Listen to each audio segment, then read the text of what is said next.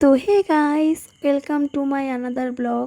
তো তোমরা তো ফেসবুক, ইনস্টাগ্রাম যেখানেই যাও না কেন এই ভিডিওটা দেখেছো কত পরিমাণে ট্রেন্ডিংয়ে চলছে। তো সেই ভিডিও দেখে আমিও চলে গিয়েছিলাম হাঁড়ির কালি রিমুভ করতে।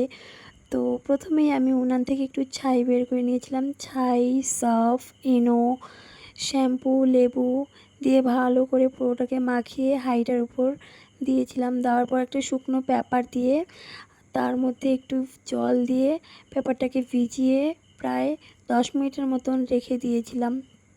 তো 10 মিনিট পর যখন আমি রিমুভ করি তো তোমরাই দেখে নাও তার রেজাল্ট। তো দেখেইছো। তারপরে হাঁড়িটাকে আমি ভালো করে ঘষেছিলাম।